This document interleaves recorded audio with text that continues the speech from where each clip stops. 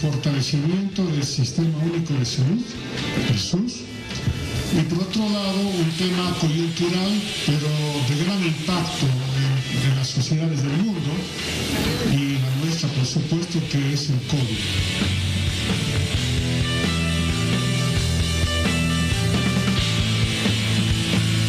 Olvidemos la situación que también fue absurda, porque simplemente fue un harakiri económico para el país, el tema de las cuarentenas.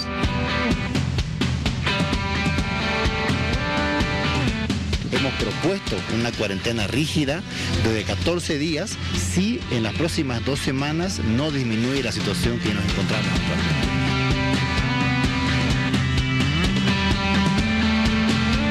Entonces creo que hay actividades que se tienen que restringir, fiestas, bebidas alcohólicas, discotecas, karaokes, concentraciones grandes de gente.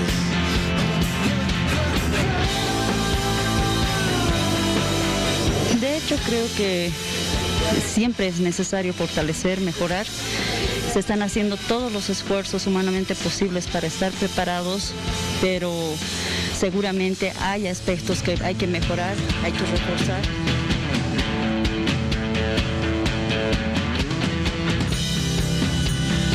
Hay una ausencia de percepción de riesgo que tenemos que trabajarla a través de una fuerte campaña, y ahí es donde entran ustedes, estimados amigos de la prensa, que son nuestros aliados fundamentales para poder hacer llegar ese mensaje a toda la población. Estamos esta noche con la viceministra de Promoción en Salud, Vigilancia Epidemiológica y Medicina Tradicional, la señorita María René Castro. Un gusto tenerla con nosotros, bienvenida, para que nos vaya contando, a ver, ¿qué es este plan estratégico para luchar contra el COVID que ha lanzado el ministro de Salud? Buenas noches, Miriam, realmente es un gusto poder volver a estar nuevamente en el programa después de tanto tiempo. Y evidentemente el Ministerio de Salud ha estado trabajando en un plan estratégico que contempla 9 pilares.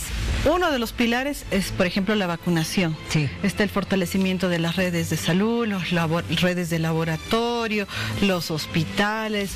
También hablamos mucho sobre lo que es la capacitación del personal, que es fundamental. El fortalecimiento de los primeros niveles, que es justamente por donde ingresan los pacientes al sistema de salud. Y obviamente también enmarcado en el Sistema Único de Salud. Este plan estratégico que lo hemos venido trabajando, pero de manera dura todos estos días, hoy día ha sido ya dialogado, nos hemos sentado con los 9 sedes departamentales, que eso es un tema que es esencial. Sí. Y eso marca una diferencia además con la estrategia que tenía el anterior gobierno, porque ellos ponían una línea, obligaban a todos a que se cumplan, intervenían los sedes y obviamente en eso se generaba una ruptura de la coordinación. Nosotros hacemos esto de manera muy diferente, nosotros lo que estamos haciendo es coordinar con ellos, porque cada región tiene una dinámica muy particular.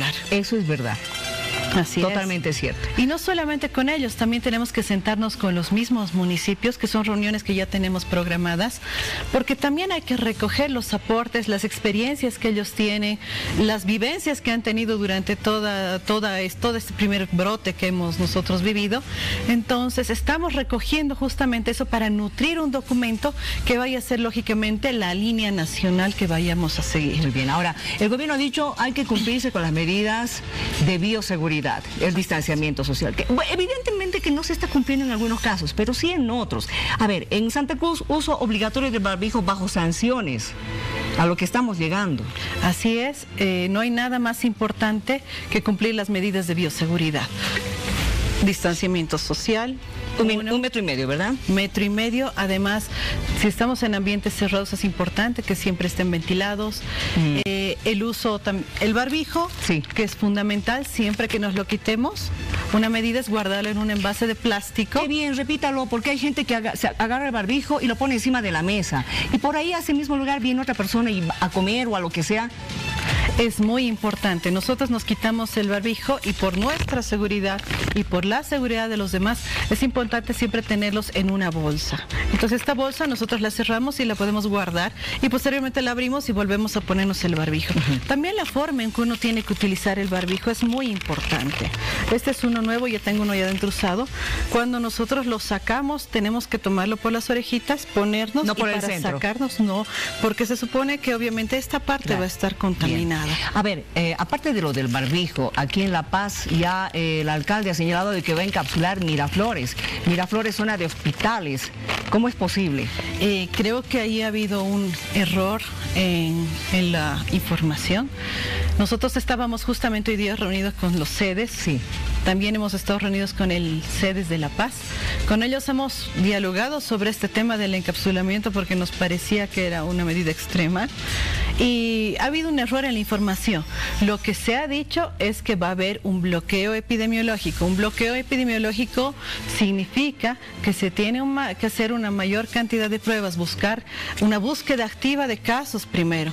Segundo, que el municipio tiene que asumir las acciones, es decir, verificar en los lugares de expendio de comidas, pueden ser discotecas, los negocios, mercados, supermercados, que cumplan con las medidas de bioseguridad. Es decir, verificar el aforo que tiene cada lugar. Entonces, eso es lo que se tiene que trabajar. Entonces, no es un encapsulamiento, esto para que la población se quede tranquila, porque estamos recibiendo tal cantidad de participación de nuestra población que nos indican que no quieren encapsularse, porque evidentemente estamos en cercanías de fiestas donde muchas personas que no han tenido la oportunidad de llenar sus bolsillitos, por lo menos van a tener algo para fin de año. Pero al margen de eso hay que ver también el tema de salud. Y algo que también me llama la atención es que una primera etapa se está pensando inmunizar con la vacuna a 3.600.000 personas. Así es. ¿Y el resto? Eso es otra parte de la información que justamente nos interesa que la población conozca. Y es que Bolivia, a través de las gestiones que nosotros hemos hecho a través de nuestro gobierno, a la cabeza de nuestro presidente Luis Arce y nuestro viceministro, ha sido actualizar todos los documentos para poder participar del mecanismo COVAX. El mecanismo COVAX es una estrategia a nivel mundial. Una alianza. Así es, que plantea que todos los países puedan acceder de manera equitativa a las vacunas contra el coronavirus en la misma medida. Con los fondos que tiene en este momento el mecanismo COVAX, los países miembros de este mecanismo van a recibir un 20% de vacunas de forma completamente gratuita. Bien. Es decir que al año nosotros vamos a recibir estas vacunas en 3 pequeñas fases.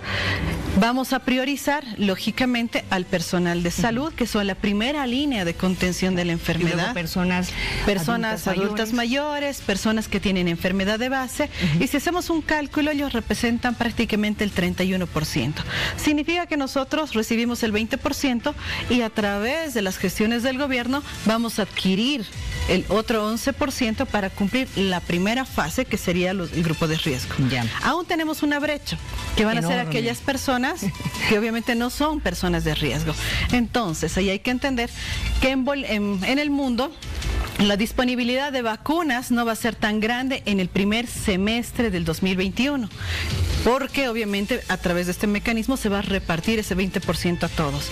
Pero hay una segunda fase, cuando va a haber mayor disponibilidad de los laboratorios a nivel mundial, a la que lógicamente nosotros como gobierno ya estamos trabajando en periodos de negociación para poder adquirir mayor cantidad de vacuna para que llegue a todo el mundo. Cuando el presidente Luis Arce era candidato, había hablado de la Sputnik 5. Y no soy la única persona que le debe estar preguntando esto. Le están preguntando en varias partes del país. ¿Qué pasa con esa promesa? De hecho, el mecanismo COVAX lo que hace es verificar también la eficacia y la calidad de las vacunas. No solamente es una vacuna, no son 3 vacunas, no son ni 10 vacunas, son más de 20 vacunas que en este momento están en la carrera para poder terminar la tercera fase de la aprobación, o sea, la tercera fase de cumplimiento de las vacunas y entrar en un proceso de precalificación de la Organización Mundial de la Salud. En estas también está Sputnik, Sinovac, no Moderna. solamente las que está fabricando el laboratorio Gavi, que pertenece a esta alianza. No, Gavi no fabrica. Ellos lo que hacen es coordinar entre todos los laboratorios del mundo y decir que tengan vacunas que puedan cumplir con estos requisitos, que es proveer de vacunas a todo el país. Ahí están varias. En este momento, por ejemplo, las que están liderando o terminando la tercera fase y buscando la aprobación de la Organización Mundial de la Salud a través de remitir los documentos, están Pfizer, que ha tenido recientemente una aprobación del FDA, le sigue Moderna, está AstraZeneca, está Sputnik, está Sinovac, y hay un montón más de vacunas que además corresponden a diferentes tecnologías. Pfizer, por ejemplo, es una vacuna de última tecnología, que nunca se ha utilizado esa tecnología en el mundo. Es una vacuna de material genético directamente. En cambio, las otras van cumpliendo justamente con las vacunas que hemos trabajado con anticipación, que van a ser virus atenuados o virus recombinantes. Te agradezco mucho por haber venido. A ver si hablamos en otra oportunidad un poquito más de este tema de las vacunas, de lo que ha pasado con las pruebas también de algunas otras. Gracias por venir, viceministra. No, siempre es un gusto poder traer información, y antes de despedirme, recordarle a la población que es muy importante el autocuidado, el lavado de manos, el uso de la mascarilla, alcohol también en gel que podamos utilizar, y obviamente la distancia social, que es fundamental. En ese entendido, podemos ver que si seguimos estas medidas, el 95% de la población se puede proteger. Es una responsabilidad nuestra y es importante que la cumplamos. Y algo importante, por favor, para terminar la entrevista: no se va a encapsular Miraflores. Se ha malinterpretado lo que se habría decidido, pero lo vamos a confirmar y reconfirmar en las siguientes horas. Eso es evidente. Vamos a las 5 noticias destacadas del día. Ya le han entregado los resultados y todo ha salido bien. Nuestro presidente está sano, hoy retorna a nuestro país y el día de mañana estará presidiendo la reunión de gabinete presidencial que tenemos todos los días miércoles. Yo creo que las organizaciones sociales siempre van a ser respetadas. Esperemos que el hermano Evo Morales tome conciencia y que pueda respetar las decisiones de la base, porque ya no podemos manejar de manera, como se dice, a dedo, o imponer a algún candidato, porque el instrumento político de la soberanía de los pueblos son de todas las organizaciones sociales, y quienes nos ponen los candidatos son las organizaciones sociales. Habría sido vista por última vez el 30 de noviembre de la presente gestión en la zona de Santa Rosa de la ciudad del Alto. El motivo de la muerte habría sido asfixia mecánica externa por sofocación. En el penal de Mocoví no hay que comer.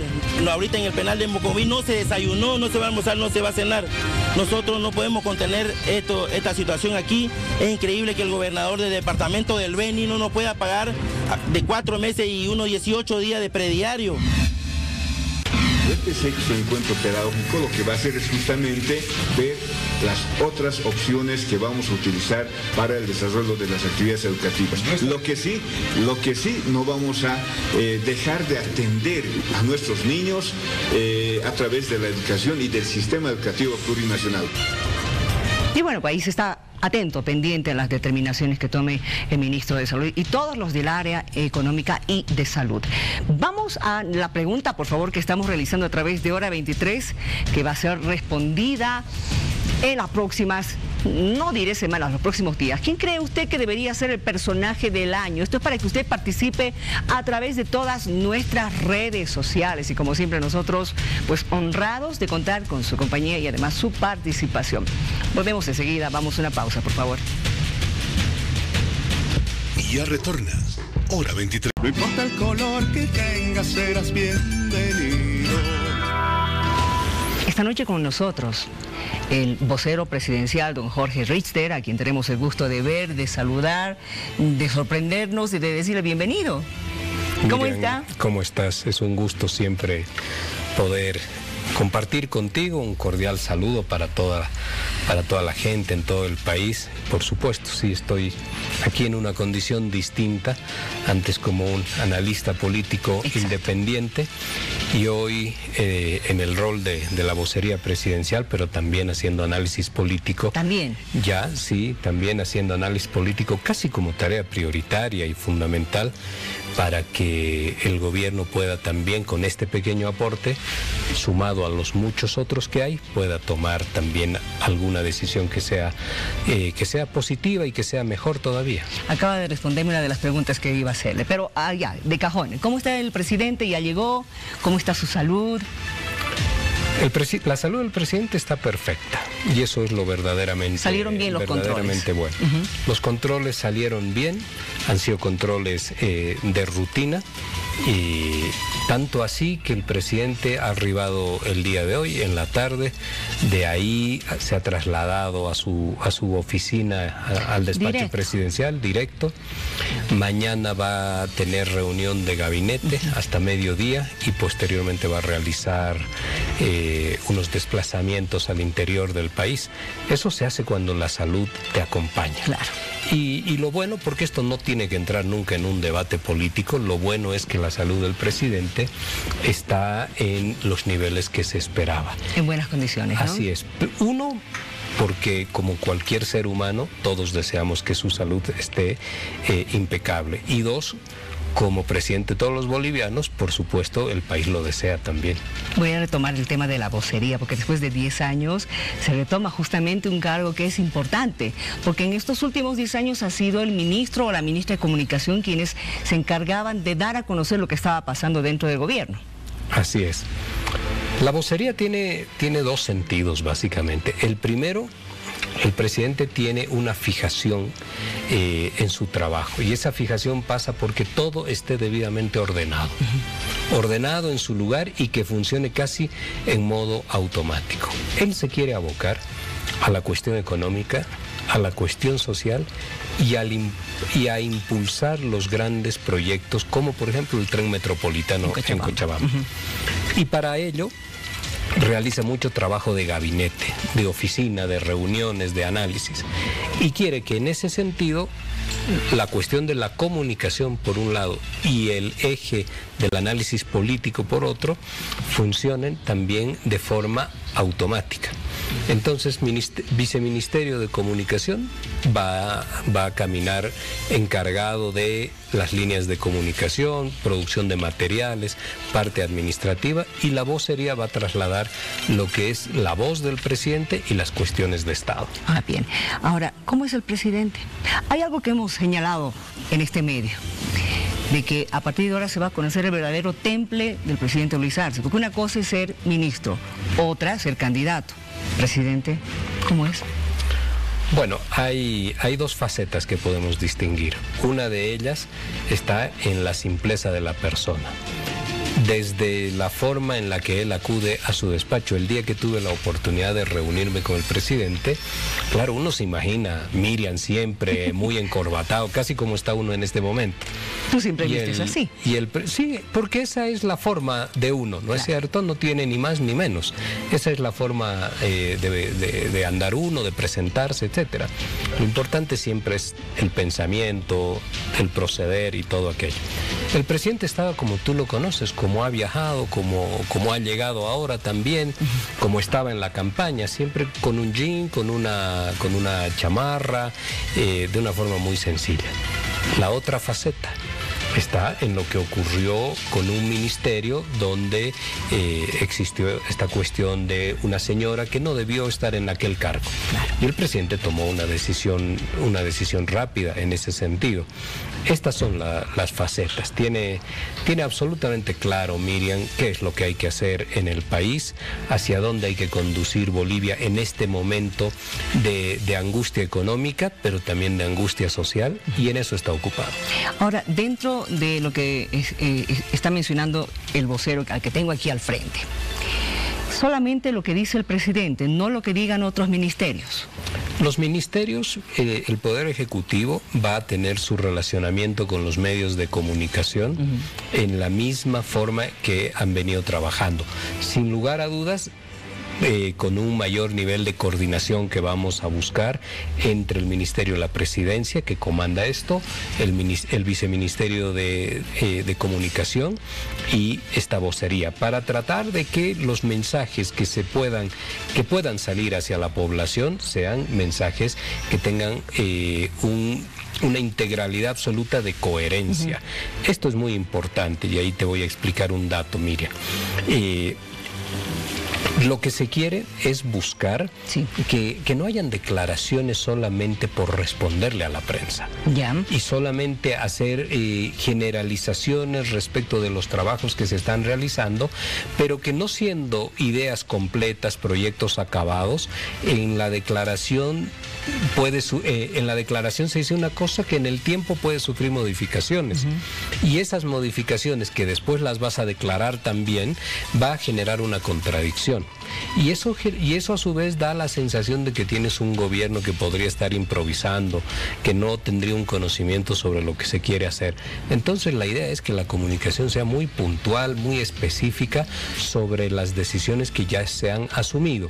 No hace falta establecer ni consideraciones preliminares, ni miradas para tratar de llenar las páginas de los periódicos o los noticieros. No va a haber especulación. No, tiene que ser muy puntual, porque eso es lo que va a favorecer más a la gente y a los bolivianos. Claro. Yo preguntaba esto de los ministerios, porque estamos viendo todavía algunos ministros que ellos están hablando por sí mismos, pero es evidente porque ellos tienen una tarea específica.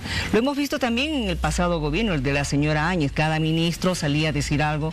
Incluso habría que señalar que hasta autoridades departamentales, ciudadanas, estoy hablando de alcaldes, también salían a hablar algo, como este tema del COVID, por ejemplo. Entonces escuchaban un montón de voces. Casi es parte de nuestra cultura política que cuando se es funcionario público hay una cierta fascinación, ¿sí?, por salir en los medios y por poder declarar, porque esto además es como que te valida tu importancia en la sociedad. Eres importante porque te vemos seguido en televisión, porque estás en los periódicos, en las radios. Entonces esta es casi una credencial que los bolivianos, las bolivianas le muestran a la sociedad de su éxito. Pero no es una buena línea de comunicación, no hay mala intención, pero no es eficiente. Eso, no es una buena línea de comunicación. No, por supuesto. Porque ver a un ministro que salga constantemente, no voy a mencionar, pero en el gobierno de transición sabíamos perfectamente quién salía prácticamente todos los días. Y contradiciendo en algunos casos a otro ministro, y en algunos casos, Miriam, contradiciendo los hechos, ¿no? Esto es lo verdaderamente más crítico. Te pongo un ejemplo muy rápido. En este minuto, si empezamos a declarar sobre las características que va a tener las acciones del gobierno frente al COVID y a este posible rebrote que ya vamos percibiendo, puedo especular porque esto no está todavía completamente definido. Exacto. Voy a especular. Si le preguntas al ministro de Salud, seguramente va a tener variaciones en el discurso. Y entonces la gente va a empezar a comentar y a decir, parece que quieren volvernos a la cuarentena. Y el parece ya va generando otra vez una sensación y un malestar en la sociedad que termina finalmente de forma acumulada en una desconfianza en su gobierno. Y esto es lo que queremos tratar de evitar. Que se dé a conocer a la población, por ejemplo, el plan de cómo enfrentamos el COVID, cuando esté todo absolutamente claro. Y están en ese plan, ¿no es cierto? 9 puntos, según lo que adelantó la ministra Prada. Se está trabajando en ello, y una vez que esté concluido, aprobado, refrendado por todos, entonces hay que darlo a conocer. Hay algo que preocupa, y es que hay diferentes autoridades, incluso expertos, que ya están hablando de encapsulamiento, de confinamiento, y la población no quiere volver a saber de encerrarse, porque no solamente es el tema de salud, también es el tema, la emergencia económica que tenemos en el país. Así es. Ahí hay dos elementos. Uno de ellos es cuando la comunicación fluye de forma negativa, terminamos especulando sobre lo que va a suceder. Y eso hay que evitarlo, por supuesto. El primer dañado, además, termina siendo el gobierno en su credibilidad. El segundo punto es, deberíamos poder incorporar, este es el esfuerzo en el cual vamos a trabajar, incorporar también una forma disciplinada de conducta comunicacional. Hablamos y decimos cuando tenemos las decisiones asumidas. Cuando no hay decisiones asumidas, pues hay que decir también de frente, señores, no tenemos en este momento nada que informar, se está trabajando. No podemos tratar siempre de querer agradar, congraciar o intentar decir algo que no tenga sustancia, Miriam, ¿no? Eso es importante. Nuevamente pregunto al vocero presidencial, pero ya sobre otra temática. ¿Qué va a pasar con su carrera de analista y con todas aquellas investigaciones que ha estado realizando sobre lo ocurrido en octubre del año pasado? Puedo decir dos cosas, Miriam. La primera, que el análisis político también lo voy a seguir realizando, es una de las tareas encomendadas también por el presidente, para poder determinar dónde están los factores de mayor criticidad en el Estado, en la sociedad boliviana, y los factores también de conflictología extrema, que hay que atenderlos, por supuesto, y que exige que los podamos localizar rápidamente. Mi tarea, este es uno de los desafíos, de hecho, mayores. Mi tarea pasa básicamente por la capacidad de análisis que yo pueda aportar, pero ya en el máximo nivel, en el más sensible, que es el Estado Nacional, por supuesto, y nuestro país. Esto para que podamos tener reacciones y respuestas muy, muy rápidas que se sugieran desde estos análisis. El otro elemento, ya en lo personal, yo voy a seguir siendo analista, Miriam, voy a seguir siendo analista. Me ha llevado mucho tiempo de formación, de estudios, de investigación, poder elaborar y estructurar categorías referenciales que me permitan poder observar lo que ocurre en el país y que esto se haya podido de alguna manera refrendar por la realidad. Tengo ahora, sobre lo ocurrido en noviembre del 2019, un libro que está próximo a poder salir, está ya en la etapa de su edición. Entonces, yo voy a seguir escribiendo, voy a seguir realizando conversatorios, voy a seguir haciendo exposiciones, conferencias, dando cursos de capacitación, sobre todo con sectores jóvenes, los sectores de clases populares también que lo piden, lo requieren, y en algún momento, cuando me aleje de la cuestión pública, voy a seguir siendo analista. La gente podrá decir es un camino sin retorno, pero el valor está, Miriam, en lo que dices y en cuánta veracidad tiene esto y de qué forma se puede refrendar por la realidad. ¿Cómo se va a llamar el libro? ¿Tiene el título ya? El libro se llama El Noviembrismo. Noviembrismo. El Noviembrismo. Bitácora de un momento regresivo. A propósito de esto, su opinión con relación a la anulación del caso fraude electoral. Por suerte, Miriam, lo había señalado a lo largo de todo este año. En el país no se produjo un fraude electoral.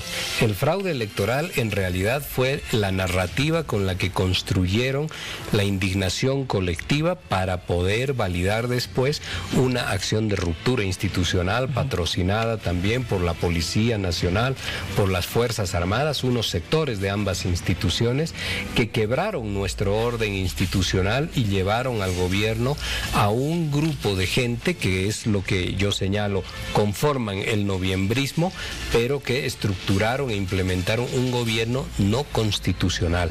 Y eso fue un golpe de Estado, Miriam. Yo lo dije desde el primer momento, no me lo estoy inventando el día de hoy, y lo que es un golpe de Estado y lo que fue, mira esto, la revolución de las pititas, no podía prosperar y no podía tener éxito porque eso no fue una revolución, no tenía fundamentos político-filosóficos y fue solamente una acción de una circunstancia coyuntural donde un grupo de gente aprovechó la movilización de miles de personas solamente para hacerse con el poder y convertir el gobierno en el desgobierno que han dejado. Y hay algo que está pasando ahora, esa narrativa se continúa escuchando, pero está generando un desconcierto en la confianza de la población. Esa narrativa hoy en día están, los sectores que participaron en noviembre están intentando dos cosas básicamente.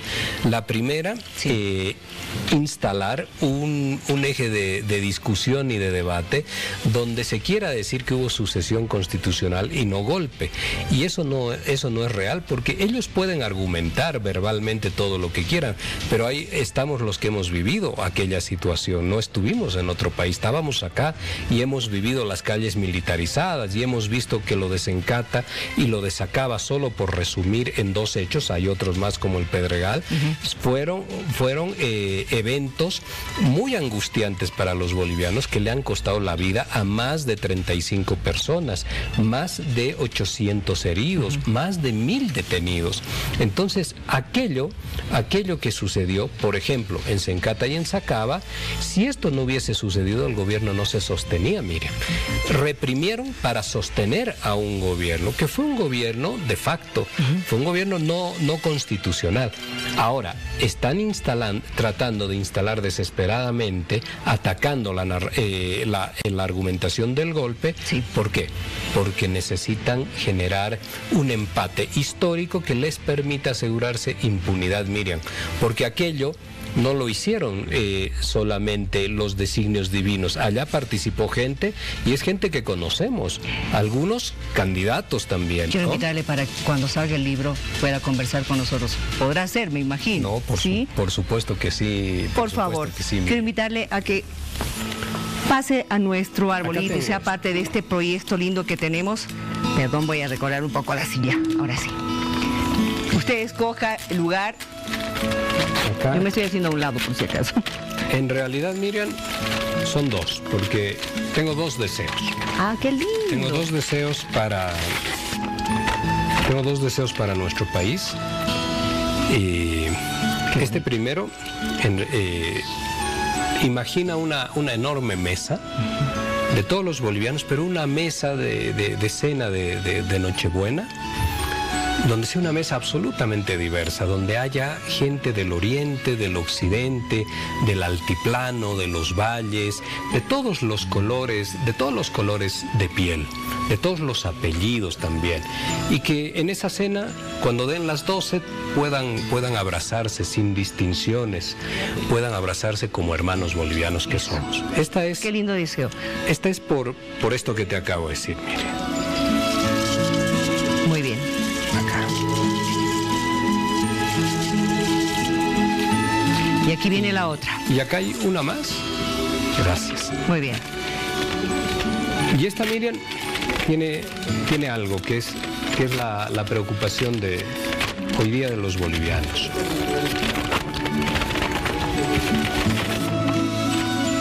Esta expresa que el 2021 sea el año del reencuentro, que los bolivianos nos podamos todos abrazar como hermanos, entender, dialogar, incluirnos, aceptarnos en nuestras diferencias, y que económicamente aquellos que están sufriendo todavía y con mucha dificultad están llevando esta Navidad puedan sobrepasar y que venga un mejor tiempo económico para todos los bolivianos, absolutamente para todos. Eso significa esto. Gracias por venir, por acompañarnos, por sus lindos deseos, y también le deseamos una linda Navidad. Vámonos a una pausa, por favor.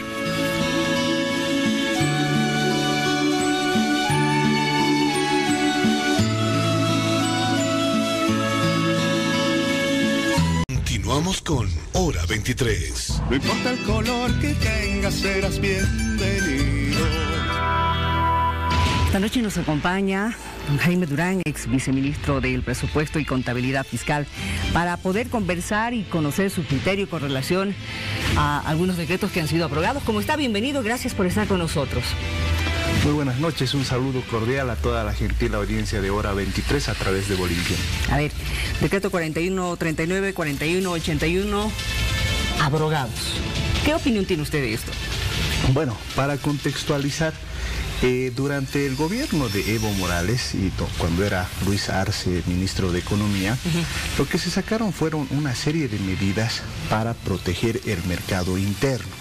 A ver, más o menos para que me entienda la población.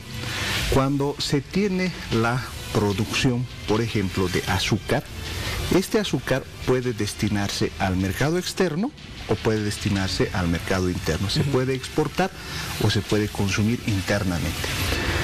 La anterior administración, la de Evo Morales, privilegiaba el mercado interno. Esto es que primero se tenía que abastecer el mercado interno, primero alimentar a los bolivianos y el excedente exportarlo. Entonces, así estaba establecido el conjunto de medidas. Sin embargo, en el gobierno de Áñez se promulga el Decreto Supremo 4138, que lo que hace es eliminar la necesidad de presentar el certificado de abastecimiento interno y precio justo. Esto quiere decir que ya no es necesario verificar que el mercado interno esté abastecido, sino que directamente se puede exportar. Ahora, ¿cuál era el peligro de esta norma? El peligro de esta norma es que por alguna situación el precio en los mercados externos podría subir. Entonces los exportadores podrían preferir vender el azúcar, la soya o incluso la carne de res en mercados externos, descuidando el mercado interno. Por esa razón, este primer decreto, en mi opinión, ha sido importante que se lo derogue. En cuanto al segundo decreto, en realidad la normativa establece que el gravamen arancelario, es decir, los impuestos que se pagan por las importaciones, cuando estos están destinados a la producción destinada a la venta externa, tiene que devolverse, lo cual tiene lógica, ¿no es cierto? ¿Por qué? Porque estamos importando algunas cosas para luego reexportarlas. Sin embargo, lo que este decreto hacía era saltarse varios pasos, privilegiar a algunas empresas sin tener un efecto directo sobre las exportaciones, pero sí hacía caer las recaudaciones de la aduana nacional. Por esa razón, en mi criterio, ambas normas están bien encaminadas, porque está bien, hay que exportar, pero siempre cuidando el mercado interno. Ahora, ¿cuál es la situación que está confrontando no solamente Bolivia, el país, el mundo entero? El tema del COVID, el tema del encierro, los confinamientos, aquello evidentemente también ha afectado en una medida u otra a la producción interna, producción agrícola, agropecuaria, en fin. ¿Ese es el riesgo que estamos corriendo ahora por el tema de la seguridad alimentaria? Porque ya lo habían advertido, ¿no?, algunos organismos internacionales, la próxima pandemia va a ser por el hambre. Bueno, la ventaja que se tiene en Bolivia es que hay una buena base productiva, ¿no? De hecho, en realidad, a ver, un poquito cuando nosotros en febrero nos pedían la evaluación de este decreto, especialmente del 4138, nosotros dábamos a conocer una situación, ¿no? Si el límite estaba acá, por dar una idea del tema de la soya, los exportadores nunca habían podido pasar ese límite, por lo tanto, no se constituía en una traba, ¿no? Ahora, evidentemente, los científicos internacionales indican que tenemos el tema de la crisis del COVID, tenemos una crisis climática y posiblemente tengamos una crisis alimentaria. Entonces, ahí, ¿qué están haciendo todos los países? Los países están cuidando sus mercados internos, y tiene lógica, ¿no es cierto? O sea, está bien, podemos pensar en todo el mundo, de acuerdo, pero nuestra obligación es pensar primero en la gente. Por esa razón es importante establecer, y yo creo que la población me va a entender, el espíritu de esta derogación que se está haciendo es garantizar la alimentación de la familia boliviana en términos de arroz, maíz, azúcar, el tema de soya que se utiliza para la carne, etc. Se abastece primero y el excedente se exporta. Ahí es muy importante también cuidar el tema de los precios, porque también los exportadores, como cualquier empresario, van a preferir, pues si le pagan más en un lugar fuera de nuestro país, van a preferir venderlo. Ahora, no todos están de acuerdo con esta medida, ¿no es cierto? Productores de anapo, por ejemplo, están viendo un peligro que van a correr sus exportaciones de soya. Sí, bueno, ellos naturalmente en función a sus intereses han cuestionado la medida, ¿no? Pero lo que yo creo en todo caso es que la organización de la producción tiene que seguir estos principios, ¿no? En realidad, un llamado que en mi opinión se tiene que hacer a los exportadores es que está bien, se tiene que exportar, pero garantizando el mercado. Porque reitero, en realidad, si uno analiza las estadísticas, por ejemplo, fíjate que entre enero y octubre, más o menos nuestras exportaciones han sido de 7.100 millones de dólares del 2019. Entre enero y octubre del año 2020 han caído a 6.100 millones de dólares. Y precisamente en estos productos que en apariencia estaban restringidos, habíamos vendido entre enero y octubre más o menos 711 millones de dólares. Pero entre enero y octubre del 2020 caen las exportaciones a 611 millones de dólares. Ahora, cuando usted me dice que hay una buena base productiva en nuestro país, ¿por qué entonces el contrabando? Porque estamos comiendo verduras, hortalizas de contrabando, papa de contrabando. Bueno, lo que ocurre ahí en el tema del contrabando es que naturalmente primero nosotros no producimos todo, ¿no? Pero además ahí hay un problema en relación a las formas en las que se produce y a los precios que nos pueden ofrecer, ¿cierto? No es raro, por ejemplo, que en algunos mercados tengamos papas del Perú. Sí. Por dar una idea, ¿no es cierto? Entonces, una buena papa aquí. Así es. Entonces, esa es parte de la dinámica que que hemos hecho. Yo me acuerdo que en el gobierno del presidente Evo, por ejemplo, hemos hecho un programa de papa precisamente que ha permitido aumentar nuestro nivel de producción. En el caso de trigo, por ejemplo, nosotros abastecemos más o menos el 50% del mercado boliviano. Sí. Ahora, lógicamente, este tema del contrabando se lo tiene que combatir, se tiene que establecer una serie de medidas de control, pero también las medidas económicas tienen que tratar de hacer que el mercado interno se fortalezca. Bueno, señor Durán, le agradezco por haber venido, pero me he quedado corta, me gustaría poder convocarle en otra oportunidad para que sigamos hablando de esta temática y que también todos podamos entender, que no se vean malas intenciones en todo lo que se está haciendo al derogar estos decretos. Bueno, con todo gusto. Siempre gracias. Es un placer. Gracias. Yo sé que usted tiene su regalito con nosotros. Así es. Por favor, le invito a pasar a nuestro arbolito. Ahora sí, donde usted quiera. Y me gustaría que dé un mensaje al país. Bueno, yo he traído un osito. En algunas culturas el oso es el protector. Yo quisiera que en estas fiestas de fin de año todos nos sintamos protegidos y el año 2021 sea pues un año de prosperidad. Con todo cariño, Miriam. Muchas gracias. Dejamos este osito por acá para que nos acompañe en estas fiestas navideñas. Gracias y feliz Navidad también para usted y su familia. Muchas gracias. Pausa, por favor.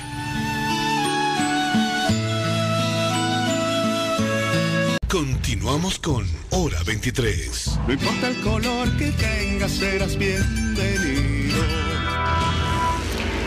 Tenemos que seguir hablando acerca de los preparativos para las subnacionales. Estamos viendo todo lo que está pasando en el país y también conocer diferentes candidatos. Y hay una gran cantidad de candidatos que están pugnando por las alcaldías y también las gobernaciones. Esta noche, desde Estados Unidos, don Ronald McLean Avaroa nos acompaña como analista político. Hay que recordar también que, don Ronald, ¿cómo está? Buenas noches. Usted ha sido alcalde de la ciudad de La Paz. Así es, Miriam, buenas noches, qué gusto escucharla. Igualmente. 4 veces, entre 1985 y 1997. Exactamente. Que tiene buenos recuerdos de aquella época, me imagino. Yo me acuerdo de la campaña a colores que usted hizo. Claro que sí. ¿Usted era una niña entonces? Ni tanto, digamos. Yo siempre digo que la parte más bonita de la política son las campañas. Sí. Porque uno está con la gente, son alegres, se canta, se baila, y es una guerra por otros medios, pero civilizada.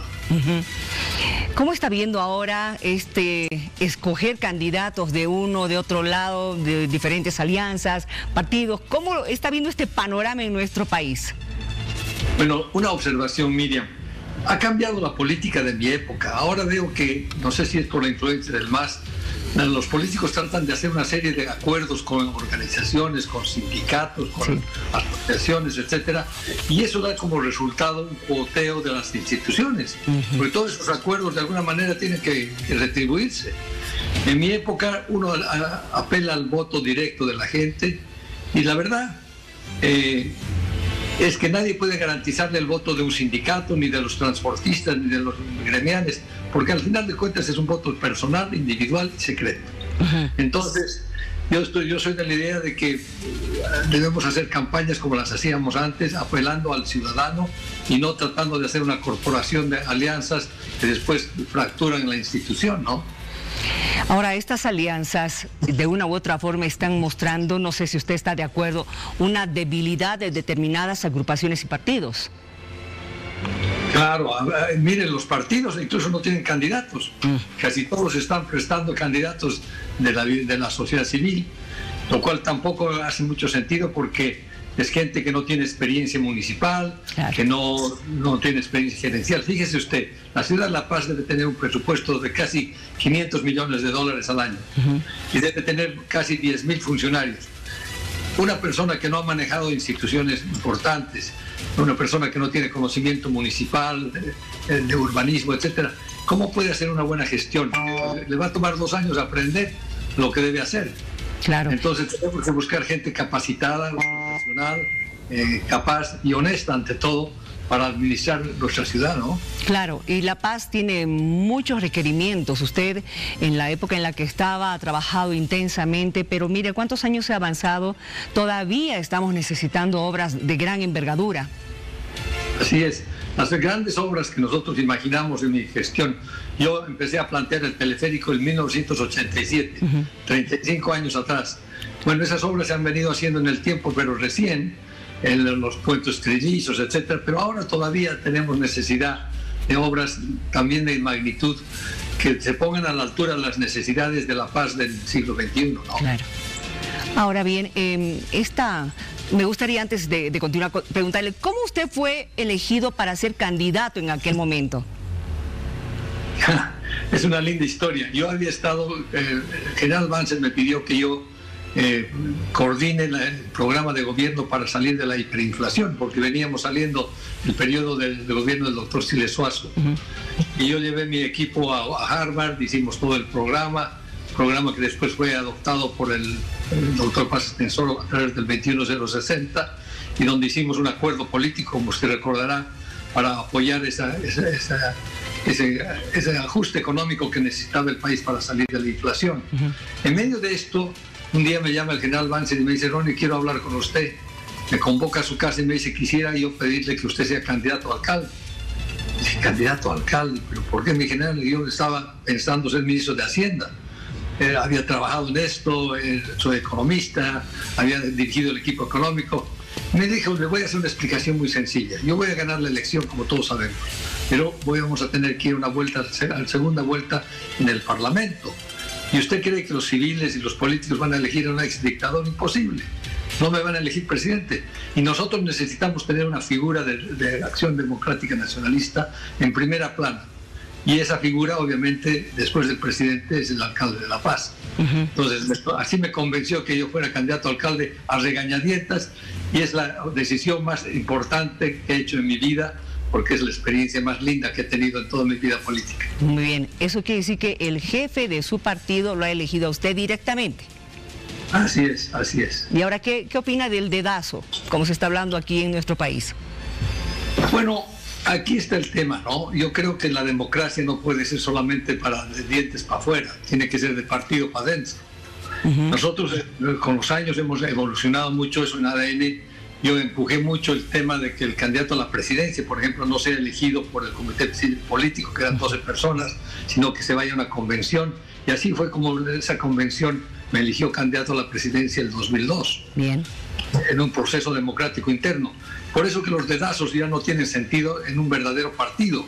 Tiene que haber competencia, tiene que haber meritocracia, tiene que haber finalmente democracia interior y un sistema lógico de selección, sí, que todos acepten. Ahora, no solamente se habla del dedazo, se está hablando de renovación, y no solamente renovación para un solo partido, sino absolutamente para todos, porque creo que la población ya se ha cansado de ver a los mismos políticos, don Ronald. Así es. Bueno, hay dos aspectos de esto, ¿no? Los mismos políticos malos tienen que irse, pero si hay gente buena, gente experimentada, gente inteligente y honesta, hay que usarla hasta el final. Es el caso del doctor Paz Estenssoro. Su mejor gobierno lo hizo a los 80 años. Y nadie hubiera podido hacer un mejor gobierno en esas circunstancias en las que vivíamos. Tal es así que el general Banzer lo apoyó al Paz Estenssoro, que salió segundo en las elecciones, y me lo dijo: yo, como ex militar y ex dictador, jamás voy a tener el apoyo social para llevar a cabo estas medidas tan difíciles. Y era Paz Estenssoro, el padre de la Revolución Nacional, que podía hacerlo. Entonces, lo de la edad y de la experiencia es relativo. Los grandes estadistas como Adenauer, De Gaulle, etcétera, han sido hombres grandes, pero claro, hombres grandes de gran trayectoria. Ahora, hablando nuevamente de las alianzas y agrupaciones, estas alianzas de las alianzas, no sé si está bien decirlo así, pero está mostrando también una sola cosa, no solamente esa debilidad que tienen, sino de que no se ponen de acuerdo hasta el día de hoy como oposición. Hemos visto todos estos meses antes de las elecciones generales el mismo problema y no lo logran superar. Y eso es, Miriam, porque no se ha adoptado un criterio racional de selección. O sea, líderes chiquitos que son prácticamente uninominales quieren competir con partidos o con asociaciones grandes. Finalmente, la última elección nacional nos ha dado una jerarquía. Hay un partido que ha ganado, un segundo, un tercero. Y la oposición debía organizarse alrededor de esos resultados electorales, pues algo, no es una encuesta, no es un dedazo, es algo real. Y alrededor de aquello, por eso publiqué este artículo de que hablo de la dilución, ¿no es cierto?, de los votos y de la falta de unidad en la oposición. Pero bueno, las elecciones municipales además ya no son elecciones políticas, ideológicas, partidarias. Por lo general uno busca a la gente, los alcaldes, el mejor alcalde posible, no importa de qué partido fuera. ¿Usted cree que este es el peor momento de la oposición en nuestro país? Buena pregunta. Bueno, la verdad que nos han dado una paliza terrible, ¿no? Yo creo que también eso es el resultado de 14 años de represión, de exilio, de persecución, de cárcel, de judicialización de la política, etcétera. Y bueno, han diezmado realmente, o los líderes eran muy mayores y se han ido y se han muerto, o muchos, salimos 1.200 personas de Bolivia asilados, y muchos han salido fuera, y bueno, obviamente no ha habido una renovación de liderazgos, ¿no? Y ese es el proceso que tenemos que empezar ahora. Eso es importante, lo que usted ha habido es que no ha habido una renovación de liderazgo y la población, eso es lo que más quiere, ver caras nuevas, gente que realmente decida trabajar por su ciudad, por su país, por su región. Es que lo que sucede, Miriam, es que en la medida que no hay partidos políticos serios, que son el mecanismo para identificar, reclutar, educar, promover a los políticos y hacerlos aprender en la trayectoria, sí. Viene la gente improvisada, viene gente de otras profesiones, lo que se valora es el reconocimiento de imagen, pero sí. Qué experiencia, qué formación, qué integridad tienen esas personas, y eso es otra cosa, ¿no? Ahora, ya me queda poco tiempo para terminar nuestra entrevista. Sé que tiene usted una noticia o una notición para darle a la población, ¿nos lo puede contar? Como exalcalde que quiero tanto a mi ciudad, y además estoy retirado de la política partidaria, he decidido pasar estos mis últimos años útiles apoyando y ayudando a quien merezca hacerlo. He estudiado la lista de candidatos en La Paz, sí, y no me cabe duda que Iván Arias es el mejor. ¿Iván Arias? El exministro de Obras Públicas. Y más que eso, él es un municipalista de alto cuño. Él ha participado en el diseño y la creación de la participación popular con Carlos Hugo Molina en los años 90. Ha sido un municipalista de mucha trayectoria. Me colaboraron con su grupo de municipalistas cuando yo era ministro de Hacienda para hacer el Diálogo 2000, sí, que fue un hito en la vida nacional. Y es un hombre que conoce el tema, es honesto, es paseño, tiene muchas cualidades y está dispuesto a escuchar. Él me llamó el domingo, me pidió si lo podría acompañar, apoyarlo, a darle consejo, y le he aceptado con mucho gusto, y lo voy a apoyar incondicionalmente, y lo voy a ayudar, y ojalá sea elegido el alcalde de La Paz. Vaya qué noticia, pero lo que quiero saber es, ¿va a estar como asesor o como jefe de campaña? Ninguna de las dos cosas. Ah, ya. Yo lo que voy a hacer, más que la campaña, quiero ayudarlo en el programa municipal. En los 20 años que estoy fuera de Bolivia, estoy enseñando, y en el Banco Mundial he estado trabajando con muchos municipios en el tema urbano. He estado asistiendo a conferencias de ciudades inteligentes en Europa, y ha cambiado la tecnología, la forma de hacer decisiones, etcétera, muchísimo en el mundo. En Bolivia seguimos administrando los municipios del bolsillo, por decir, sin mayor sofisticación. Entonces podemos traer a La Paz muchas ideas innovativas, modernas, mecanismos, sistemas nuevos, etcétera. Y nos sorprende realmente que sea el propio Iván Arias el que lo haya buscado, don Ronald, pero gracias por darnos esta noticia. Evidentemente muchos van a estar escuchando, y además les falta digerir lo que ustedes acaban de señalar. Iván Arias tiene un gran apoyo en Ronald McLean Avaroa. Muchísimas gracias. Gracias, Miriam, mucho gusto, hasta cualquier momento. Que le vaya muy bien, por favor, manténgase sanito. En pleno invierno en Estados Unidos hay que estar bastante abrigados. Que le vaya bien. Muchas gracias, hasta luego. Adiós. Hasta luego. Muchísimas gracias por estar con nosotros, conocer los datos del tiempo, pero también responder a través de nuestras redes sociales a la pregunta que le hemos formulado ya hace días y que se lo vamos a dar a conocer ya al finalizar el mes. ¿Quién cree usted que sería el personaje del año? De verdad, gracias por participar, porque estamos escuchando diferentes sugerencias que ustedes nos están haciendo y las estamos tomando en cuenta. Y evidentemente hay algunas personas que sí, algunas personalidades que sí están teniendo mayor apoyo que otras. En todas nuestras redes sociales participe, por favor, denos los nombres. Si usted considera que ya han nombrado al que a usted le gusta, pues sigo apoyando. Así que gracias una vez más por estar con nosotros. Tenga buen descanso. Nos reencontramos en las próximas horas en otra edición de Hora 23. Buenas noches. Donde vengas serás bienvenido.